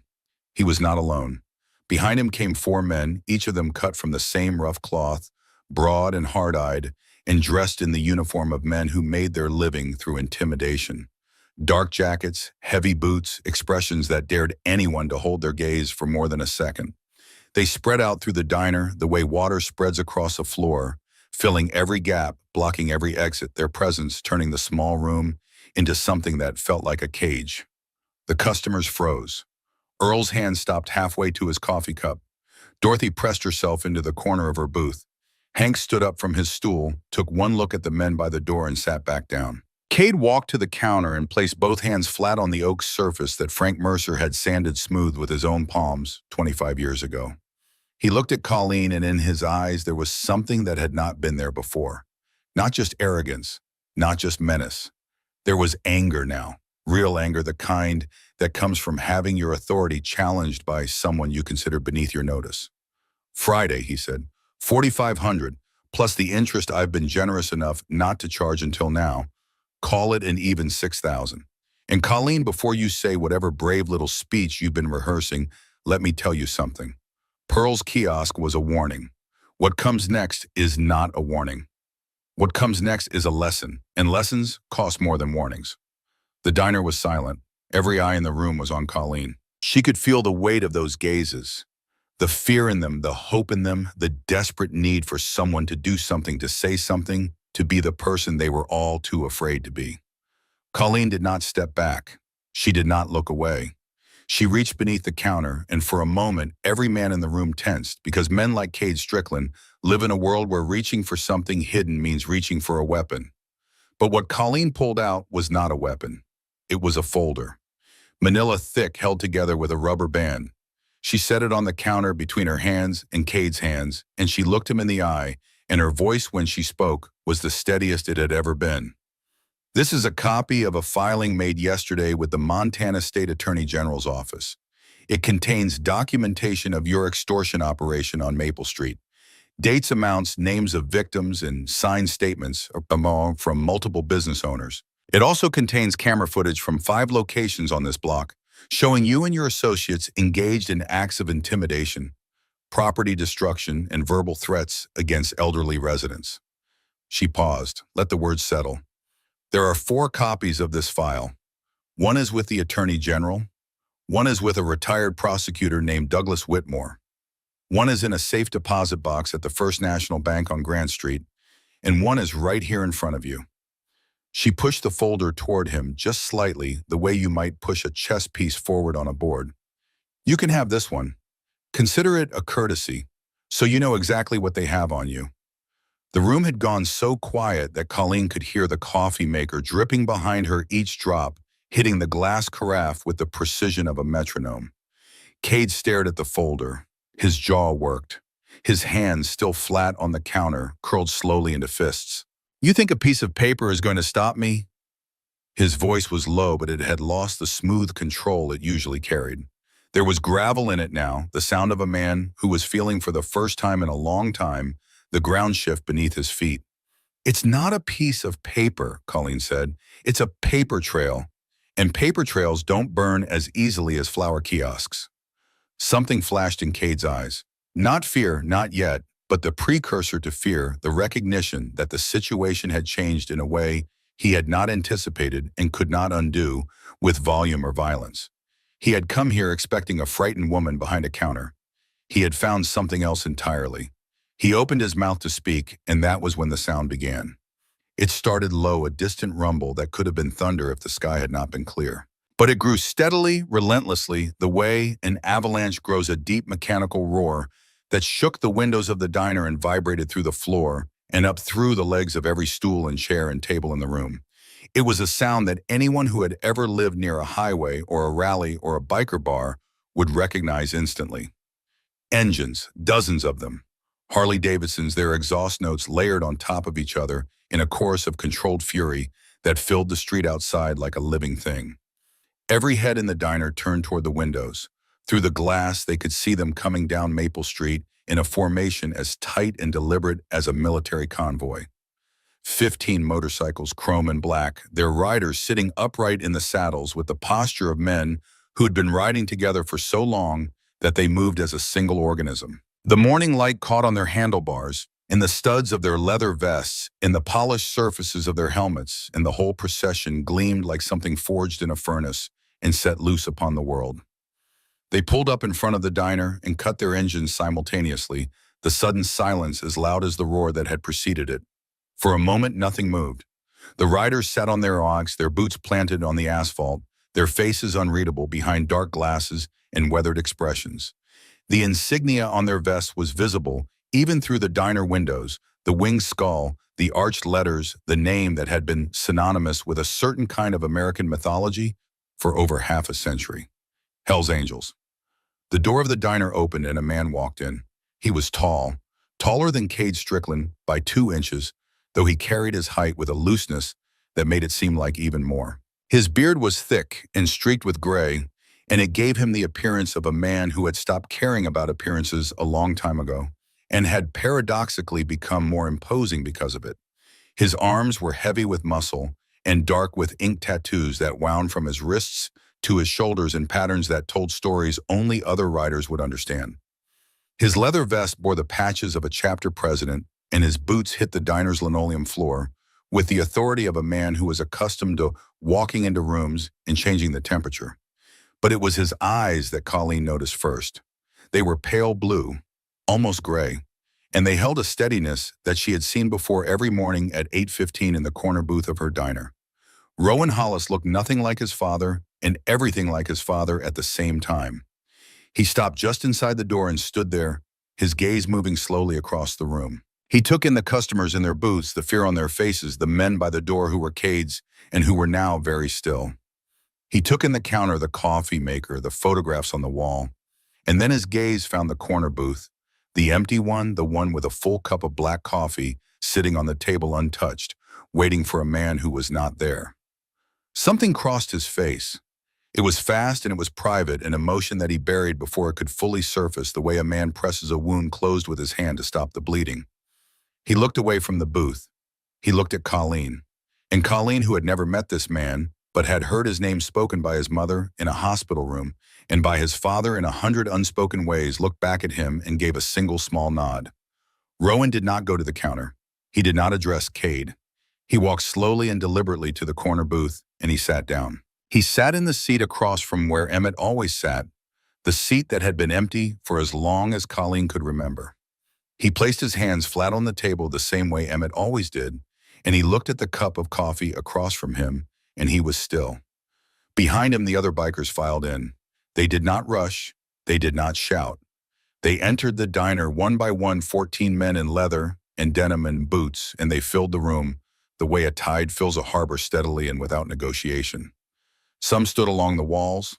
Some sat at empty tables. One, a man in his 60s with a gray ponytail and a limp that spoke of old injuries, took the stool at the counter closest to Cade and folded his arms and said nothing. This was Briggs, and the look on his face made words unnecessary. Cade Strickland stood at the counter and watched his world contract. His 4 men, who had entered the diner with the confidence of predators, were now pressed against the wall near the door, their bravado evaporating in the presence of 15 men who wore their reputation like a second skin. The math had changed. The room had changed. Everything had changed. Rowan sat in the booth for a long moment. Then he stood. He walked to the counter with the unhurried pace of a man who had all the time in the world and intended to use exactly as much of it as he needed. He stopped 3 feet from Cade and looked at him, and the silence between them was the kind of silence that exists between a question and the answer that will change everything. "The man you hit," Rowan said. His voice was low and rough, the voice of a man who had spent decades speaking over the roar of engines and the noise of crowded rooms, a voice that did not need volume to carry authority. "The 81-year-old man you slapped in this diner. That man is my father." Cade's eyes widened slightly, just slightly, but it was enough. "He served this country before you were born. He survived things you can't imagine. He gave more of himself than anyone will ever know. And you walked into his place, into this woman's place, and you put your hand on him like he was nothing." Rowan took 1 step closer. Just one. The same way Emmett had on the day he was struck, that single step that carries more weight than 100 strides. "The woman behind that counter has already beaten you. She's got your whole operation on file with the state attorney general. She's got camera footage, witness statements, financial records. By next week, you'll have prosecutors going through your life with a fine-tooth comb. That's her work. She did that. Not me, not my brothers. Her." He let that sit, then he continued. "We're not here to fight you. Fighting you would be a waste of our time and an insult to the people in this room. We're here because family is here. And when family is threatened, we show up. That's what we do. It's the only thing we do that matters." Rowan glanced at Colleen, a look that lasted half a second, but carried the weight of everything she had done over the past week. The calls, the cameras, the evidence, the nights alone in the back office, the mornings she stood between Cade and Emmett and refused to move. That look said, "I see you. I see what you did." And it was enough. He turned back to Cade. "She's given you a way out. The file on that counter is your chance to understand what's coming and make a decision. You can walk away from Maple Street tonight and never come back, or you can wait for the state to come to you. Either way, you're done here." The diner was so still that Colleen could hear the heartbeat in her own ears. She watched Cade's face, watched the calculations moving behind his eyes, the anger wrestling with the mathematics of the situation. He was outnumbered. He was documented. He was standing in a room full of witnesses, surrounded by men whose reputation preceded them by decades, and the woman behind the counter had done what no amount of muscle could do. She had turned his shadow operation into a paper trail that led straight to a prosecutor's desk. Cade looked at the folder on the counter. He looked at Rowan. He looked at the bikers lining the walls. He looked at Colleen, and in her eyes he found nothing he could use. No fear, no doubt, no opening. He picked up the folder. He turned and walked toward the door. His 4 men parted to let him through, then followed their heads down, their swagger gone. The bell above the door jingled as they left that same cheerful sound that had accompanied their entrance, but this time it rang like a period at the end of a sentence. The door closed. Through the window, Colleen watched Cade Strickland get into a black truck parked across the street. She watched his men climb in after him. She watched the truck pull away from the curb and drive down Maple Street, past the blackened remains of Pearl's kiosk, past the hardware store, and the tailor shop, and the bookshop, and the bakery, past all the places where ordinary people had been afraid for too long, and then it turned the corner and was gone. The silence lasted 3 seconds. Then Earl Newsom exhaled loudly and said, "Well, I'll be damned," and the room broke open like a dam. People stood up. People spoke. Dorothy was crying, but they were different tears now, the kind that come from relief rather than fear. Hank Purcell reached across the counter and shook Colleen's hand with both of his, gripping it so hard she thought he might never let go. Gus came out of the kitchen and stood in the doorway with his spatula blinking rapidly, and then he went back to the grill, because that was what Gus did when he did not know what else to do. And within minutes, the smell of bacon filled the diner like a benediction. But Colleen was not watching any of this. She was watching Rowan. He had returned to the corner booth. He was sitting in the same seat across from the untouched cup of coffee, his hands flat on the table. His eyes were on the cup. And for all the authority he had just displayed, for all the steel in his voice and the power of his presence, he looked in that moment like a man who was very far from home and not sure he had the right to be here. Colleen walked to the booth. She slid in across from him the way she used to slide in across from Emmett. She did not speak immediately. She let the moment breathe. She let the noise of the diner settle around them like a familiar blanket. Then she reached into the pocket of her apron and pulled out the small leather-bound notebook. Emmett's notebook, the one she had taken from his shirt pocket in the hospital room. She set it on the table between them, the rubber bands still holding it together, the pages still thick with 22 years of words that had never been spoken aloud. "These are the originals," she said.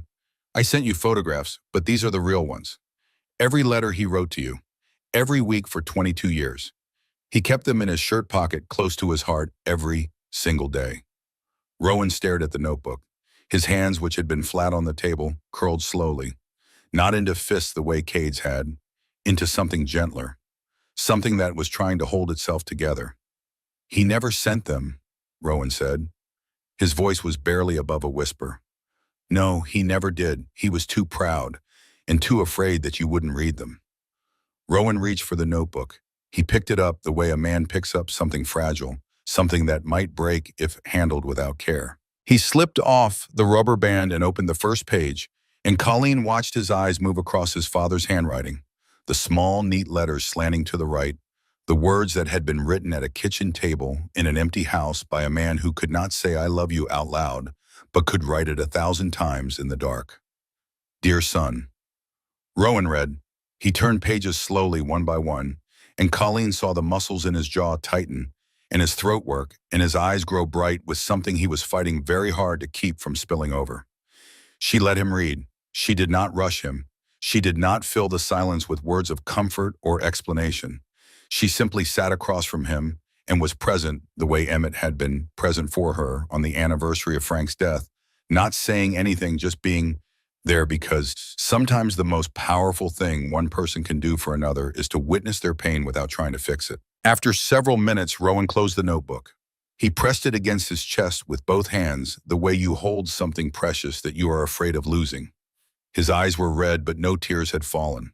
He had his father's discipline in that regard, the ability to hold everything inside, to feel without breaking, to carry the weight without letting it show. "You told me in that message," he said, "about the money, about what he did for me, the medical bills, the pension. It's true, your mother told me before she died. Emmett paid every cent of Danny Ferris's medical bills. His pension, his savings, the inheritance from your mother's family. He gave it all to keep you out of prison. And he never told you because he didn't want you to feel like you owed him anything. He wanted you to be free." Rowan's hands tightened on the notebook. "I thought he threw me out because he was ashamed of me. He was never ashamed of you. He was afraid for you. And he didn't know how to be afraid for someone without it looking like disapproval. That was his failure. But it was a failure of language, Rowan, not of love." The words hung in the air between them. Rowan looked down at the notebook at his father's handwriting, visible through the worn leather cover, and for a long moment he said nothing. Then he looked up at Colleen, and his eyes, those pale blue eyes that were so much like Emmett's that it made her chest ache, held a question. Is he going to be all right? The doctors say he needs rest. His heart is weak, but it's still beating. He's at Ridgewood General Room 214. He doesn't know you're here. Rowan nodded slowly. He slid out of the booth and stood. He was a big man, broad and tall, and marked by decades of a life lived hard and fast, but standing there in the Maple Street diner, with his father's letters pressed against his chest, he looked like what he was. A son. A 55-year-old son who had missed 22 years of mornings and who was about to walk into a hospital room and see his father for the first time since the night he rode away on a Harley and thought he was leaving forever. He looked at Colleen. "Thank you," he said, "for calling me, for sending the letters, for keeping the promise you made to my mother. Your mother was my best friend, and your father is the closest thing I have to family. I didn't do it for thanks. I did it because it was right." Rowan held her gaze for a moment longer. Then he turned and walked toward the door. Briggs stood up from his stool and followed without a word. Several of the other bikers moved to join them, but Rowan raised a hand, a single gesture that stopped them in their tracks. "Stay here," he said. "Watch the diner. Watch the block. I need to do this alone." He walked out. Through the window, Colleen watched him cross the sidewalk, swing a leg over his Harley, and ride east toward the hospital, the notebook tucked inside his vest, close to his heart, in the same place where Emmett had carried it every day for 22 years. Colleen stood behind the counter and watched until the sound of his engine faded into the distance. Then she turned back to the diner where the bikers had settled in, as though they had always been there, ordering coffee and eggs and talking quietly among themselves, their presence transforming the room from a place of fear into something that felt for the first time in weeks like a sanctuary. Pearl arrived at 11. She walked in and stopped short when she saw the leather vests and the tattoos and the row of Harleys parked outside. Arthur came in behind her, and then Vernon, who stood in the doorway for a full 10 seconds, surveying the room with his Vietnam-era vigilance before deciding it was safe and taking his usual seat. "What did I miss?" Pearl asked. Colleen smiled. It was the first real smile she had allowed herself in a week, and it felt foreign on her face, like a language she was relearning. "Sit down," she said. "I'll tell Q over coffee." That afternoon, Colleen received a call from Douglas Whitmore. The State Attorney General's office had opened a formal investigation into Cade Strickland's operation. 2 of Cade's associates had already been picked up for questioning, and a detective from the State Bureau of Investigation wanted to visit Maple Street next week to review the camera footage and take statements. Colleen hung up the phone and sat in the back office for a moment, letting the news settle. It was not over. Investigations take time. Justice moves slowly, especially for people who have been patient their whole lives. But the machinery was turning, and it was turning in the right direction, and Colleen had learned a long time ago that you do not need to see the end of a road to know you are walking in the right direction. You just need to keep walking. At 4 o'clock, her phone buzzed. A text message from a number she now recognized. It was Rowan. The message was short. 5 words. "He knew who I was." Colleen stared at the screen. She read the words again, and she understood. Emmett had seen his son walk into that hospital room. After 22 years, after hundreds of unread letters and thousands of unspoken words, in a distance that had seemed as permanent as a mountain range, Emmett had opened his eyes, and Rowan had been there, and the old man had known him. Not the leather and the tattoos and the gray in his beard. The boy he had held as an infant. The boy he had raised and failed and loved with a ferocity he could never find the words for. He had known him the way a river knows the sea, because that is where it has always been flowing, even when the path seemed impossibly long. Colleen set the phone down. She pressed her hands against her face, and she let herself cry.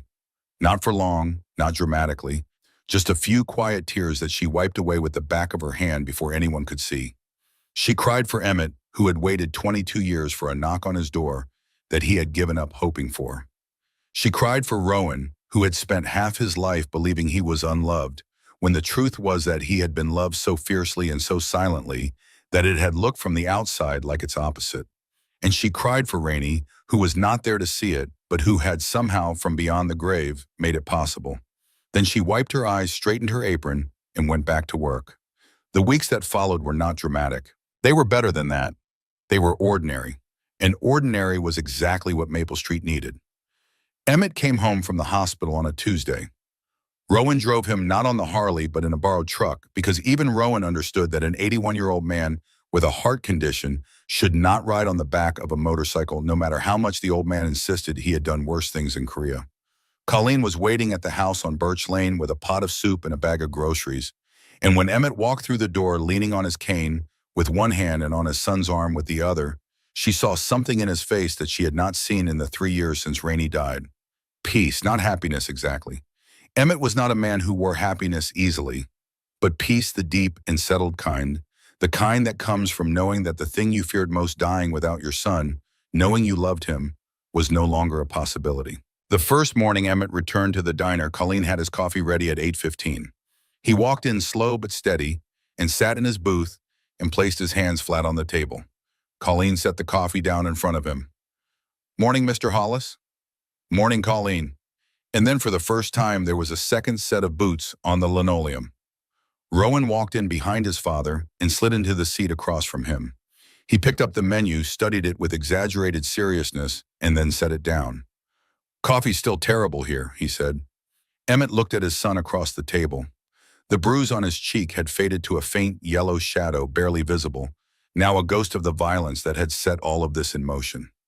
His eyes, those pale blue-gray eyes, held something that Colleen had never seen in them before. Not the quiet stoicism, not the controlled distance, something warmer. Something that trembled at the edges like a candle flame that has been sheltered from the wind for so long it has forgotten what it feels like to burn freely. "Then I guess you'll have to come back tomorrow and see if it's improved," Emmett said. Rowan nodded. "I guess I will." That was all. No speeches, no apologies, no tearful confessions or dramatic embraces. Just two men sitting across from each other in a diner booth drinking bad coffee, rebuilding a bridge, one plank at a time, with the patient, stubborn labor of people who have decided that the work is worth doing, even if it takes the rest of their lives. The investigation into Cade Strickland's operation moved forward. 3 of his associates were arrested within the month. Cade himself was indicted on 12 counts of extortion and 1 count of arson. The trial would not happen for months, but in Ridgewood, justice had already arrived in the form of an absence. Cade Strickland was gone from Maple Street, and the people who lived and worked there could feel the difference, the way you feel the difference when a fever breaks a sudden lightness, a clarity, the sense that your body is your own again. Pearl did not rebuild the kiosk. She did something better. Colleen offered her a corner of the diner near the front window where the morning light came in, and Pearl set up a small table with buckets of flowers, and customers began buying bouquets with their breakfast, and the smell of fresh carnations mixed with the smell of coffee and bacon, and became one of the things that made the Maple Street Diner unlike any other place in the world. Martha reopened the bakery. She came back quietly without announcement, simply turning on the lights one morning and firing up the ovens and letting the smell of sourdough bread drift down the block like a white flag that meant not surrender, but return. The first person through her door that morning was Vernon Burke, who bought a loaf of bread and a blueberry muffin and said, "Glad you're back, Martha." And Martha said, "Glad to be back, Vernon." And that was all either of them needed. June did not come back. She sold the bookshop and moved to Portland to be near her daughter. And Colleen understood and did not judge, and sent her a card with a photograph of the diner on the front and a message inside that said, "You are always welcome here." June wrote back a month later, a short note on lavender stationery. "Thank you for being brave enough for all of us." And every morning the ritual continued. 6 o'clock, Colleen opened the diner. 7, the regulars arrived. 8:15, Emmett walked in, and behind him, Rowan. They sat in the corner booth, the father and the son, and they drank coffee that both of them agreed was terrible, and they talked. Not about the 22 years they had lost. Not about the argument or the accident or the money. They talked about the weather. They talked about the news. They talked about the food which Rowan always complained about and always finished.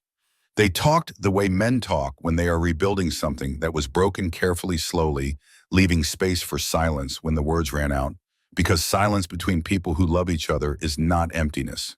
It is trust. Sometimes the other bikers came. They would pull up on their Harleys, the engines rumbling down Maple Street like a greeting and they would file into the diner and order breakfast and treat Emmett with a reverence that made the old man uncomfortable and secretly pleased. Briggs always sat at the counter, always ordered black coffee, and always left a $20 tip that Colleen tried to refuse and Briggs pretended not to hear. One morning, about 2 months after everything had happened, Colleen was wiping down the counter when she looked up and noticed something on the wall behind the register. Someone had hung a new photograph next to the one of Frank and Colleen on the opening day. It was a picture of Emmett in his military uniform, young and serious, and standing in front of the house on Birch Lane with Rainey's roses blooming behind him. Colleen did not know who had put it there. She looked at Rowan, who was sitting in the booth with his father, and Rowan looked back at her with an expression that gave away nothing and everything at the same time. She left the photograph where it was. A week later, she added one more. A picture that Briggs had taken on his phone and printed at the drugstore of the row of Harleys parked outside the diner on that Friday morning, chrome catching the light, the riders visible through the window, the Maple Street Diner sign hanging above it all like a banner over a place that had been fought for and held. 3 photographs on the wall, a young couple on opening day, a young soldier in front of a garden, a row of motorcycles in the morning sun, past, present, and the bridge between them. On a cold November evening, after the last customer had left and the dishes were done and the grill was off, Colleen stood alone in the diner. The lights were low. The street outside was quiet. She walked to the corner booth and sat down, not in Emmett's seat and not in Rowan's, but on the edge the way a visitor sits, and she looked at the table where 2 men had found each other again after 22 years of silence. She thought about Frank, about the counter he had built with his hands, about the life they had imagined together, the children. They never had the future that had ended on a kitchen floor with a half-finished cup of coffee. She thought about Rainey, about the promise, about the afternoon on the porch when a dying woman had asked her to carry a message across a distance that seemed impossible. She thought about Emmett, who had written letters every week for 22 years and never once had the courage to mail them. And she thought about Rowan, who had ridden away from everything he knew and spent half his life believing a lie about his own father, and who was now sitting in a diner booth every morning, drinking bad coffee slowly and stubbornly, learning how to be a son again. She had not saved anyone. That was not what had happened. Emmett had saved himself by standing up.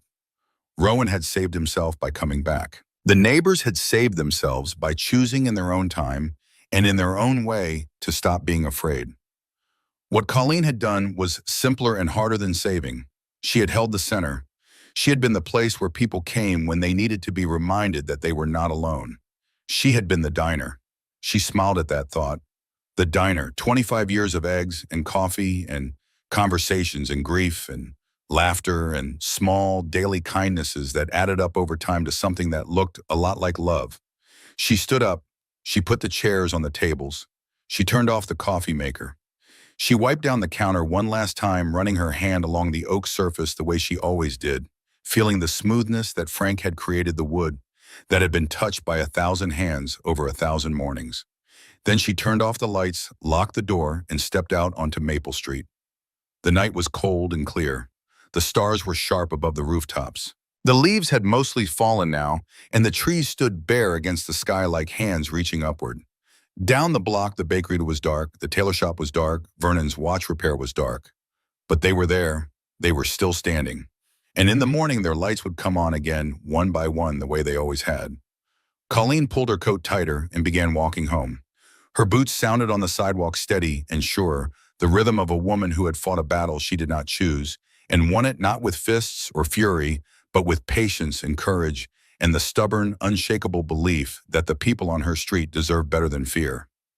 Behind her, the Maple Street Diner stood in the darkness, its windows reflecting the streetlights, the faded sign above the door just visible in the amber glow. Inside, on the wall behind the register, 3 photographs hung side by side, a young couple, a young soldier, a row of motorcycles, and tomorrow morning at 6 o'clock the lights would come on, and the coffee would brew, and at 8:15 an old man and his son would walk through the door and sit in the corner booth and begin again the way people do when they have been given a second chance and are wise enough to take it.